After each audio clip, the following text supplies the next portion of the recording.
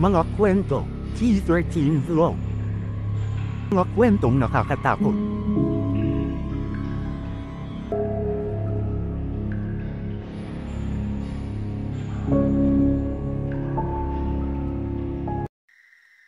Anghel ng Kamatayan. Ang Anghel ng Kamatayan ay isang katakot-takot na kwento tungkol sa isang lumang kahoy na kahon na natagpuan noong demolisyon ng isang sinaunang simbahan. Nagtatrabaho ako sa isang construction company at ilang araw na ang nakararaan, tinanggap ako ng isang paring Katoliko para gumawa ng ilang mga pagsasaayos sa isang lumang simbahan. Habang nagwawasak kami ng pader, may nakita kaming maliit na recess sa likod nito. Ito ay nasa isang maliit na silid na walang pasukan, na parabang ito ay selyado mula sa natitirang bahagi ng gusali. Sa loob, may isang mahaba at itim na kahon na gawa sa kahoy. Ang kahon ay halos 2 metro ang haba at napakaluma. Ang kahoy ay basa at bulok. May nakasulat sa gilid pero sobrang pagod at kupas na para makita. Ang kahon ay napako ng mahigpit na nakasara at tila walang paraan para mabuksan ito. Nang ipakita ko ito sa aming amo, sinabihan niya akong kontakin ng pari at sabihin sa kanya ang tungkol dito. Nang makuha ko ang pari sa telepono at inilarawan ang kahon sa kanya, natahimik siya ng matagal. Oras. Pagkatapos, sinabi niya sa akin na pupunta siya sa umaga at haharapin ito. Samantala, hiniling niya sa akin na iwanan ito sa isang ligtas na lugar. Dinala ko ang kahon sa simbahan at iniwan sa isang sulok.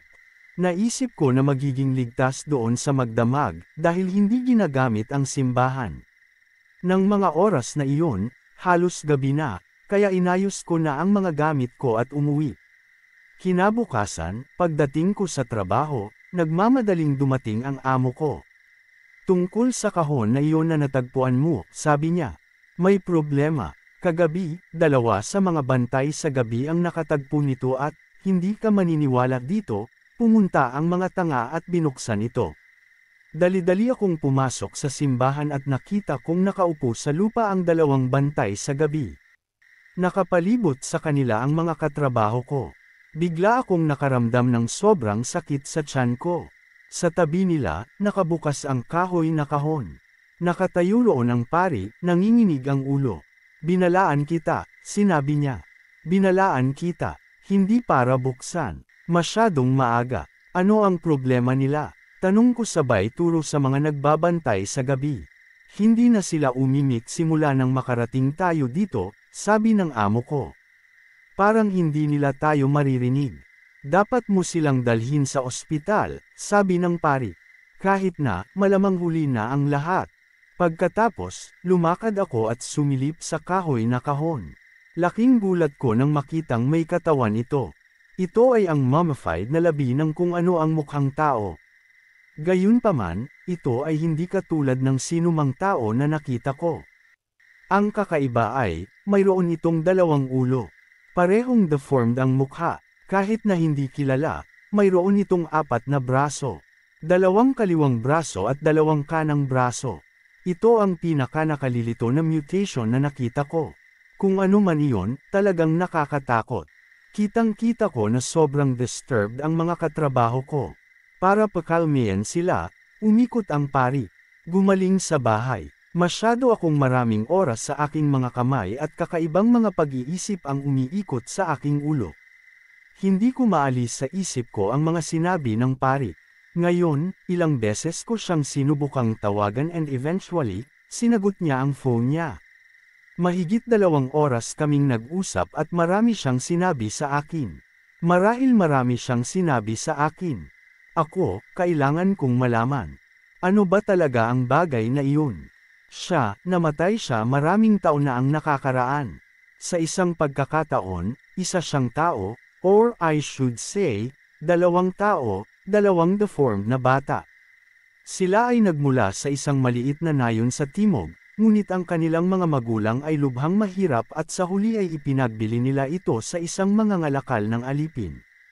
Kahit papaano, nauwi sila sa pagpapakita sa isang traveling freak show na naglibot sa bansa. Ako, Hindi ko maintindihan. Kung sila ay dalawang tao, paano sila naging isang tao? Ibig mo bang sabihin ay Siamese twins sila? Sigurado ka bang gusto mong sabihin ko sa'yo ang tungkol dito? Ako, oo, gusto ko talagang malaman. Mabuti, mabuti. Hindi ko sasabihin sa iyo ang lahat. Ngunit anong pinsala ang magagawa nito? Hindi sila Siamese twins. Hindi sila ipinanganak sa ganoong paraan. Gayunpaman, mayroon silang malubhang deformed na mukha. Noon, may relihiyosong kulto, kumilos sila ng palihim, patawarin mo ako sa hindi ko pagsasabi ng pangalan ng kulto ng malakas, ngunit may kinalaman ito sa pagsamba sa demonyo. Ang kanilang ang pinuno ay isang lalaki na nagngangalang Monanog Tengoku. Pumunta siya sa freak na palabas at nagbayad ng malaking halaga para sa mga specimen, mga kakaibang aberasyon. Binili niya ang kambal, makikita mo, para sa kanyang koleksyon. Ako, anong gusto niya sa kanila? Siya, may isang alamat tungkol sa isang tiyak na ritual ng okultismo. Nakasaad dito na posibleng gumawa ng napakalakas na sumpa ang isang tao. Sabi nila, kapag naglagay ka ng 2 makamandag na insekto sa isang garapon, lalaban sila hanggang kamatayan at magagamit mo ang nabubuhay para maging mas mabisa ang sumpa, isang bagay tungkol sa pagsasama ng buhay sa patay. Ginamit ni Tengoku ang pamamaraang iyon sa mga tao.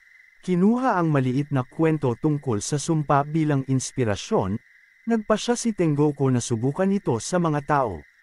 Isinagawa niya ang kanyang kakila-kilabot na mga eksperimento sa isang nakatagong silid sa basement. Iniwan niyang mag-isa ang kambal sa silid na iyon nang walang pagkain o tubig. Ako, gaano sila katagal nagkulong sa kwarto? Siya, sapat na ang tagal para tuluyang patayin ang isa at gawing kanibal ang isa. Medyo matagal, naiisip ko. Ako, mas gugustuhin kung hindi mag-imagine ng mga ganyan. Pero hindi doon natapos ang kalupitan. Ang huling naiwan na buhay sa silid na iyon ay inilabas at si Tengoku ay nagsimulang pagsamahin siya sa kanyang patay na kapatid. Wala siyang awa sa kanila. Hindi niya sila nakita bilang mga tao. Para sa kanya, sila ay isang kasangkapan lang, isang paraan para makamit ang layunin. Gamit ang magaspang na operasyon, tinanggal niya ang ulo at braso ng namatay na kambal at tinahi sa katawan ng nabubuhay na kambal. Ganyan nilikha ang bagay na ito. Ako, kusa siyang gumawa ng monstrosity.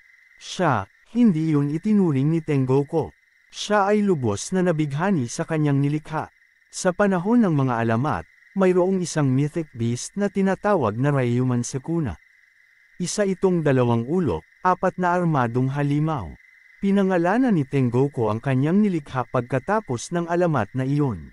Sinamba niya ito at ng kanyang mga tagasunod na parang isang masamang Diyos.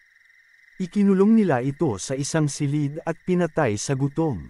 Pagkatapos, nagsagawa sila ng madilim na mga ritual na okultismo bilang parangal dito. Ako, nakikita ko. Siya, ginamit ni Tengoku ang Ryuman Sukuna bilang isang uri ng sinumpaang antang-antang, kung gagawin mo. Naniniwala siya na lumikha siya ng isang walang kapantay na kasamaan, isa na maaaring pumatay ng maraming tao. Isang anghel ng kamatayan. Ako, sino ang target ng sumpa? Siya, bawat may buhay sa mundong ito. Bawat tao sa mundo. Ako, ano? Nabaliw ba si Tengoku o A? Tiyak na posible iyon. Napakalakas ng sumpa. Ang Ryuman Sukuna ay nagsimulang lumiko sa lugar ng mga natural na sakuna. Saan man nagkaroon ng lindol, baha, sunog, tsunami. Sa mga araw bago ang sakuna, natagpuan ang Ryuman Sukuna. Buhay pa ang mga tagasunod ng kultong ito, dinadala pa rin ang mga labi ng Ryuman Sukuna, na nagiging sanhi ng kamatayan at pagkawasak sa kanyang kalagayan. Ako, ibig mong sabihin, bawat sakuna sa nakalipas na 100 taon ay dulot nitong Ryuman Sukuna. Siya, sakto. Ako, ito ay hindi kapanipaniwala. Ang kulto ay may mga sanga sa buong mundo. Sila naman. Ang kanilang layunin ay ang pagkawasak ng bawat may buhay sa mundong ito. But this could not be true. Nagkataon lang di ba, siya, na ang rayuman sakuna ay lumitaw bago ang bawat sakuna na naganap sa huling 100 taon. Well, ito ay kailangang maging isang napakakamangha-manghang. Ako, bakit ang dami mong sinabi sa akin? I'm sorry, pero hindi mahalaga.